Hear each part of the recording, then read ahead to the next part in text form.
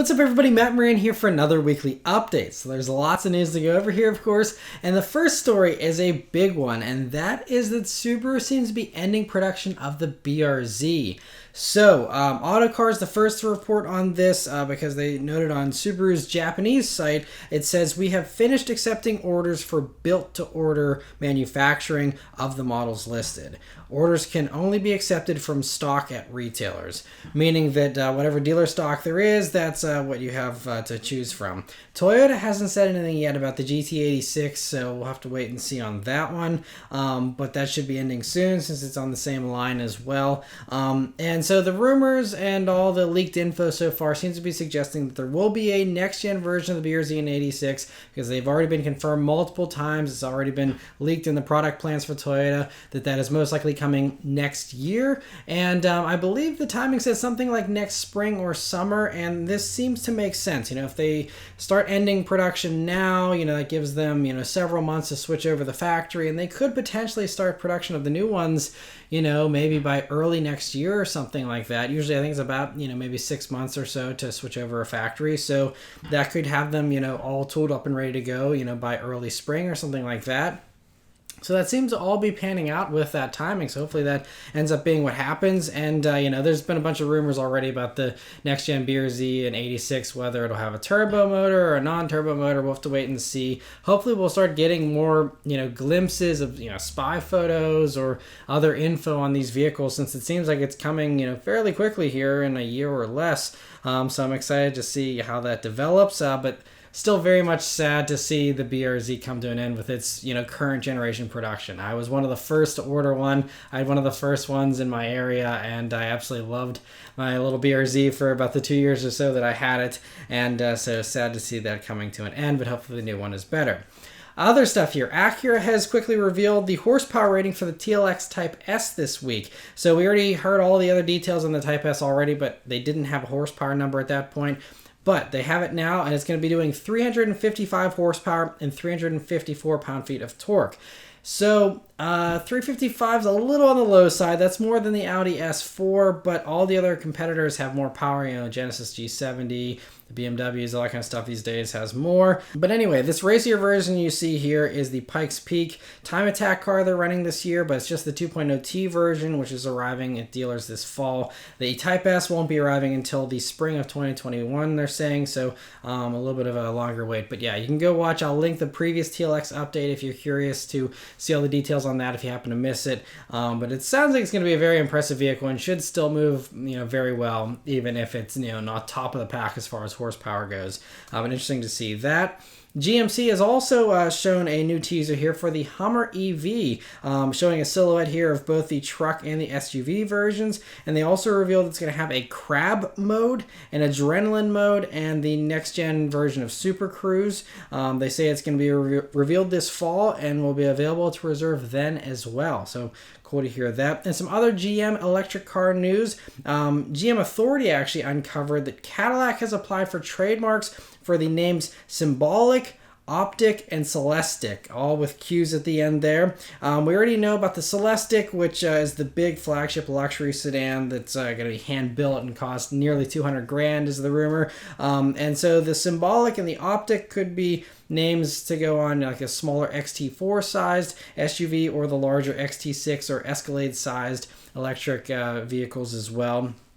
So we'll just have to wait and see. It could also be applied to a sedan or something like that, but honestly, I'm sure they're just focusing on the SUVs since that's what everyone buys. But we will be seeing the production version of the Lyriq next week, and they revealed a couple more teaser images here of it in the past few days. So exciting to see more of that next week. Hyundai has revealed the official info here for the States for the 2021 Veloster N. It's going to be arriving in dealers in October, and that includes the dual clutch version. A couple other changes. Again, I already covered the dual clutch Veloster. You can go watch the previous weekly update if you want to hear all the details on that. But a couple other changes here for 2021 for the Veloster Ns for us here in the States is that the N Lite sports seats with those illuminated logos that are very cool, those are going to be standard, and they're going to reduce weight by 4.4 pounds. The performance package is now standard as well on the N, meaning the 250 horsepower version is gone. It's only 275 there for the performance pack version.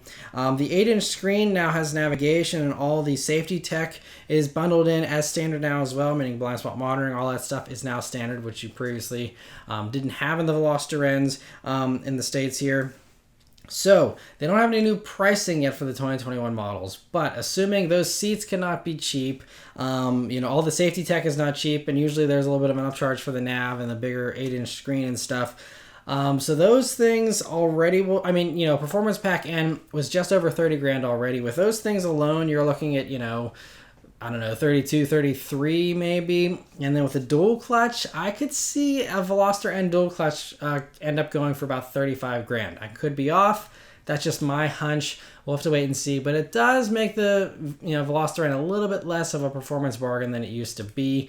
But I think it still is a fantastic performance bargain. Still undercuts the Civic Type R and a couple of others. So still awesome. We'll have to wait for final pricing before we actually judge that. But for some other little bits of Hyundai news here, they've introduced some new air conditioning innovations, and air conditioning and all that kind of stuff is stuff that nobody cares about in the auto industry, and everyone just keeps doing the same old thing. And Hyundai is actually innovating this here, which I'm actually impressed by. The main improvement here is there's this new multi-air mode that they're going to be having in future models that has tons of tiny little holes in the dash that can blow air through those holes so that the heating and cooling can come out in a less intense way instead of just having your standard 4 air vents like in every other car that just blast you in the face with heat or air conditioning, depending on the climate. And so that's, I think, a brilliant idea. They said it will still have normal air vents. You can still have that face blast if you want it, but I think it's much more luxurious and nicer if it can just shoot a bunch of air through a bunch of different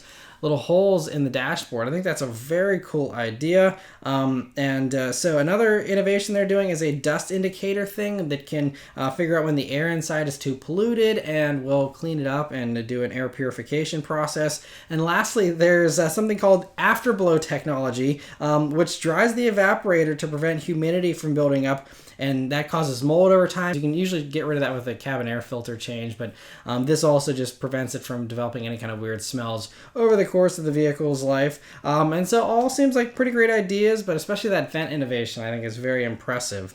For some other impressive news of a different type, Lamborghini has revealed the Essenza SC V12.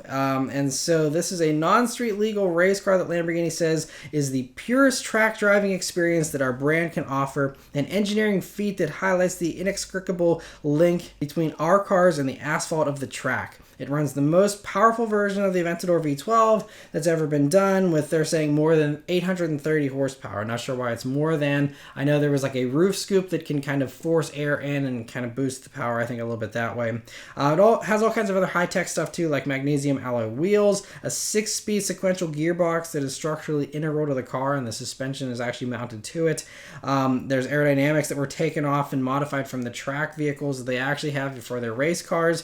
And so they say that this thing can do more than 2,600 pounds of downforce at 155 miles per hour, which is more than you get out of a GT3 car. So pretty mind-blowing stuff. Of course, though, only 40 of them will be made. There's no pricing revealed, but obviously that doesn't matter to the people buying this vehicle. And so, yeah, cool to see that. Maserati this week has teased the Trofeo versions of the Ghibli and Quattroporte that are going to be revealed on August 10th, so about a week and a half away. So not sure, if they're going to use the same Trofeo motor from the Levante Trofeo, which is the 590 horsepower twin-turbo V8, or if it's going to use something else. But like I said, we should know fairly soon, and so cool to see that those are coming. I didn't know they were even planning those, and so that's exciting. Some other exciting stuff potentially is, remember that Sony Vision-S Concept car that was shown at CES back in January? So Sony, they haven't said that they're going to build it yet. But, back then they were saying it was meant to only be a show car to show off their driver assistance tech and their audio systems. And I, even back in January, thought this is a lot of work to do for a car that you're just showing off a few tech features in, because any of the other automotive suppliers that have some type of autonomous driving tech or audio tech, they just put it in existing cars, or at least some kind of shell or something to show it off. They don't go and design and engineer an entirely new vehicle from the ground up that's production ready, that has a full interior, that has, is production ready, mirrors, all that kind of stuff. Usually, nobody does that. It's an enormous waste of money. And so I was always like, they gotta build this thing. There's no way they're not gonna build this. And so we have a little update here. Sony announced this week that the car has returned to Tokyo. Not sure where it was before that, but they returned to Tokyo for advancing our sensing and audio technologies. The prototype vehicle is also currently under development for public road testing this fiscal year.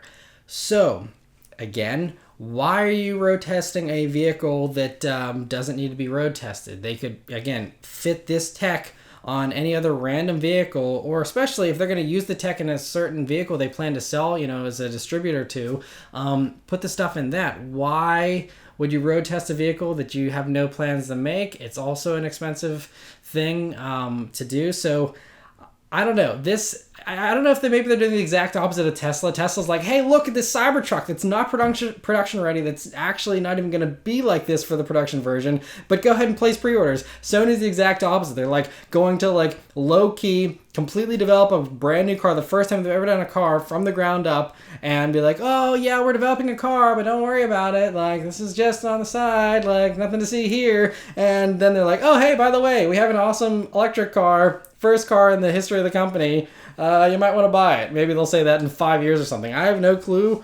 But I would be very confident that they're going to sell this, at least in Japan. Maybe we'll never get it here in the States or something, but there is no point. I mean, none of the accountants at Sony would have approved completely engineering, designing, coming up with an interior, and finding all the sources for all the parts for a vehicle that they're just going to road test one of. There's no way. So anyway, I'm just really excited about this car, and I think the signs seem to be pointing to this thing actually getting built, and I think that would be awesome if Sony got into the electric car game.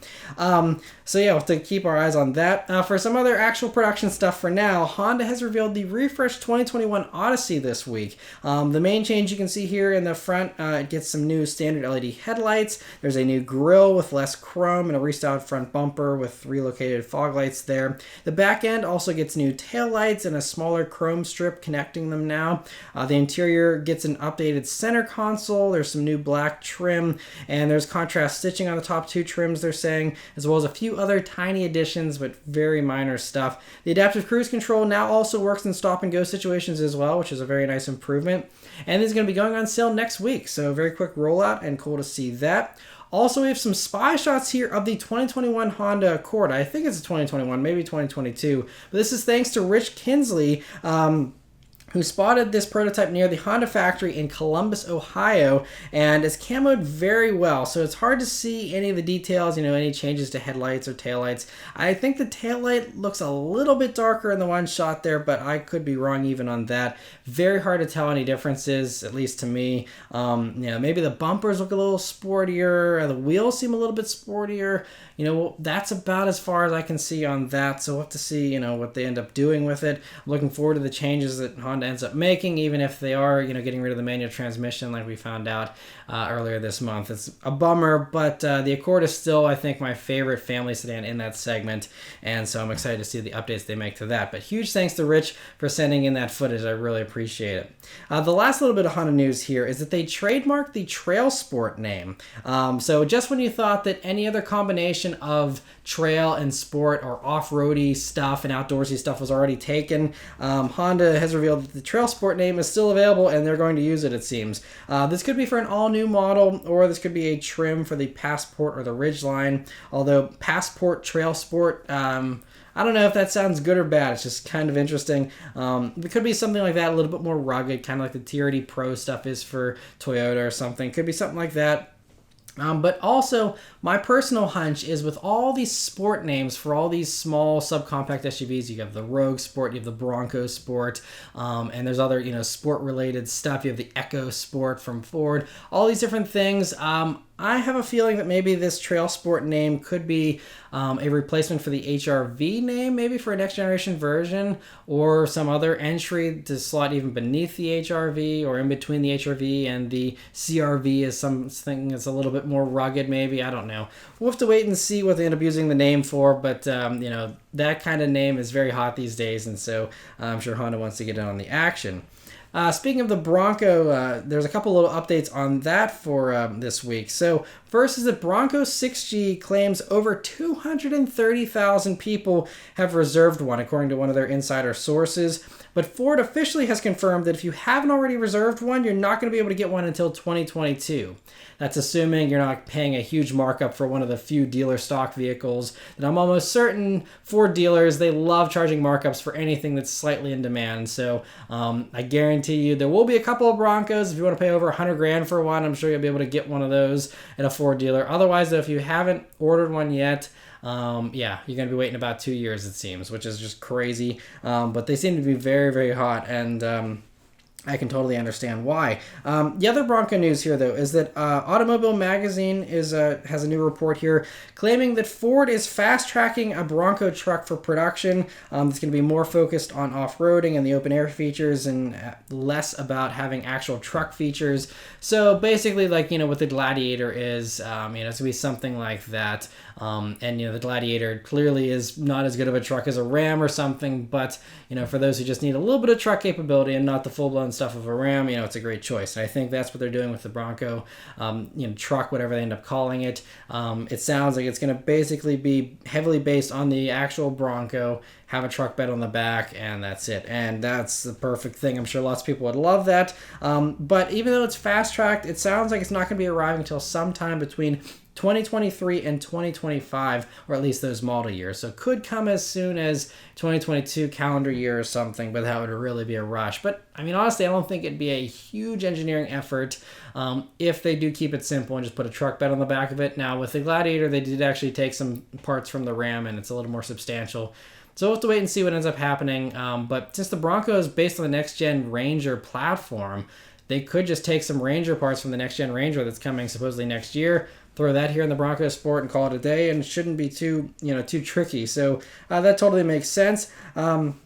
Another report here. Automotive News did an interview this week with the executive vice president of Toyota's powertrain company about the progress of their solid-state batteries they've been developing with Panasonic. There's been lots of talk about how Toyota really wants to have some of the best solid-state batteries. Everyone's rushing to develop solid-state batteries because they have so much potential. And so Toyota says they have a working prototype of the battery running around in various concept vehicles that they had planned to show at the Summer Olympics this year before they were canceled. And so they still plan on starting limited production of the batteries by 2025. And it sounds like they're going to be pretty promising. They're going to be charging from 0 to 100% in less than 15 minutes is what they're claiming. And their goal is to have more than 90% of the battery's original performance remain for up to 30 years.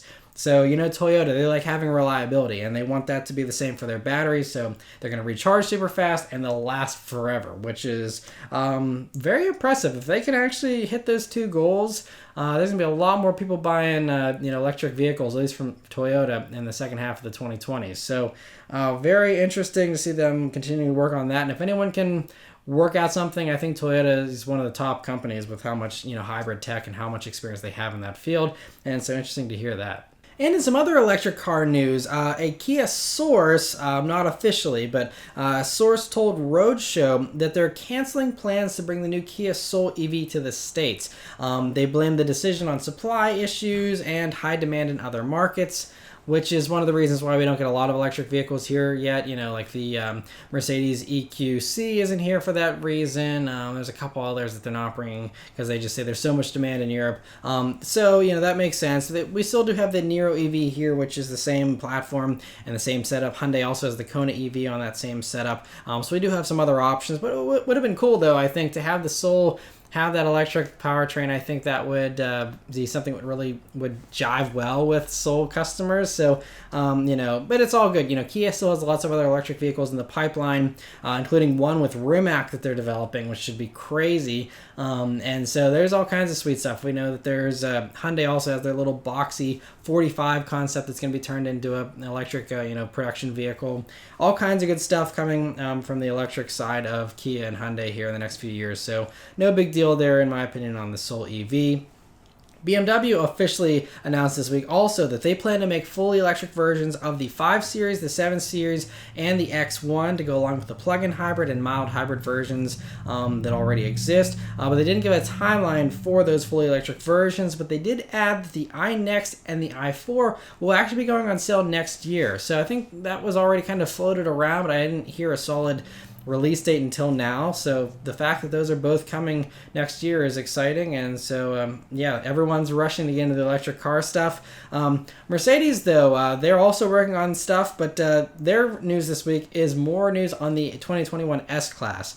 And I'm personally glad that they're drawing out the info on this vehicle, because there is so much tech in this vehicle. It would have been so hard to cover in one weekly update with all the stuff and all the features. So I'm glad I'm able to, dole it out little by little as they, offer it up here. So here's the 3 new features this week. So first, it's going to have an option for the e-active body control suspension, which is a huge surprise because, that's their best suspension tech. And previously it was only an SUV, so this is the first sedan to get it. But I was really blown away with it. If you watched my GLE review, very few people watched my GLE review, but if you were one of them, you were surprised by how blown away I probably was with the way that thing took corners in its curve mode. It really leans in corners, and my reaction was pretty hilarious. So that's awesome. It's going to have that system. It also works as a safety feature because if it detects a side impact is coming, it'll raise that side of the car to defer the energy away from the doors and onto the door sills, which are stronger. And it does that same thing in the GLE and the GLS, but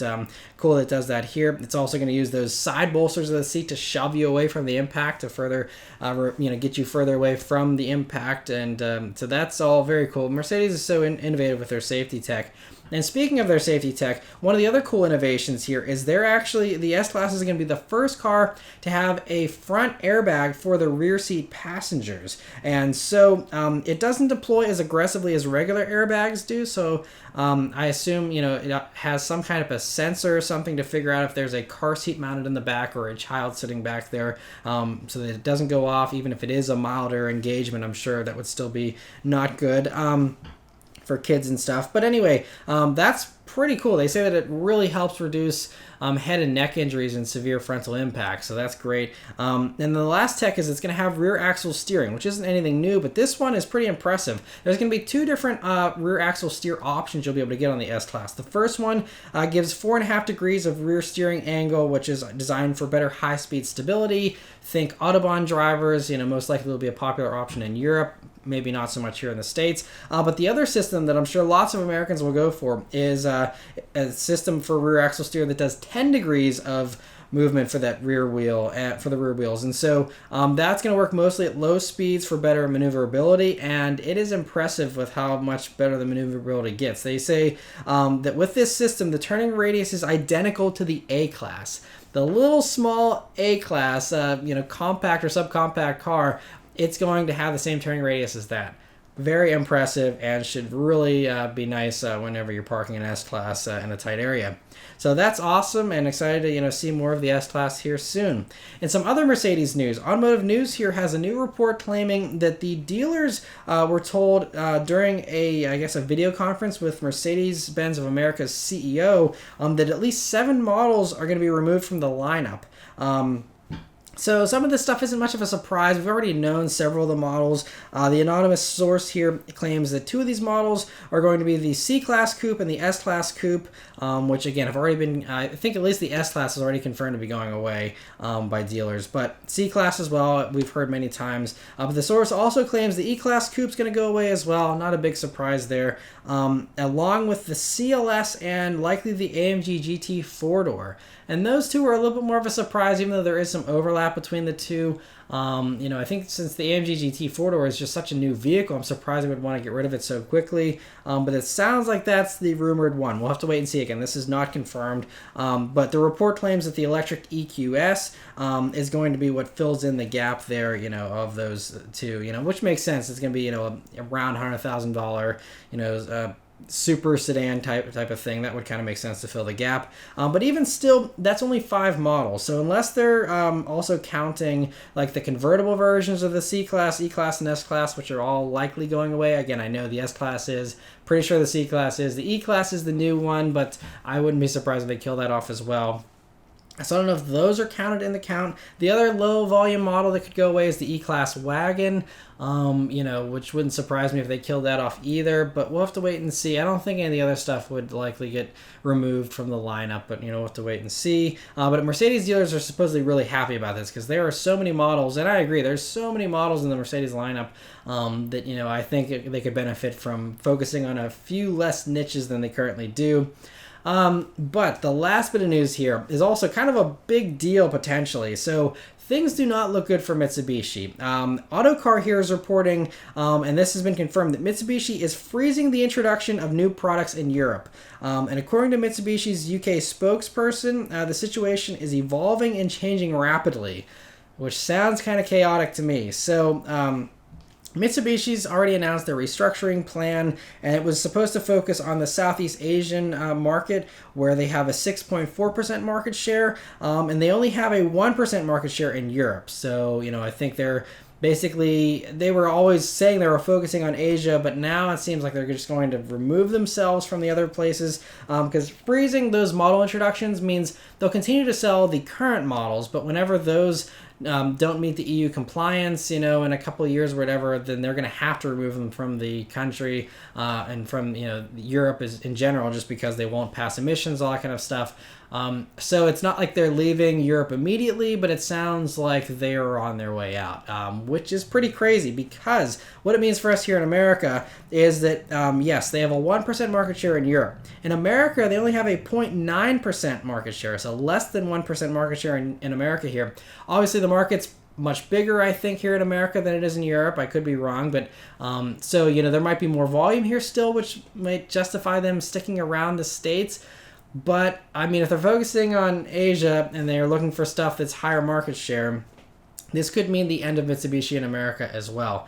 We'll have to wait and see. Again, this is all, just rumors and stuff, but at least, it is confirmed that Mitsubishi will not be rolling out any of the new models. So just last week, I was talking about how Mitsubishi officially has planned a bunch of new rollouts for 2021 with a new Outlander, a refresh for the Mirage, and a couple other little refreshes, so they're planning that stuff. That's not very strong offerings anyway, so we'll have to wait and see, if it gets frozen here in the States as well, or if they continue on with that. But regardless, it doesn't sound like Mitsubishi's heading in a good direction, and especially since they're aligned with Nissan and Renault, there could be a chance that they kind of just defer to Nissan, and that's the way things end up going. Because Nissan obviously isn't in great shape either. So, at least if Mitsubishi can give up some of their market share to Nissan or something, that could certainly help. Maybe convert those Mitsubishi dealers over to Nissan or something. We'll have to wait and see.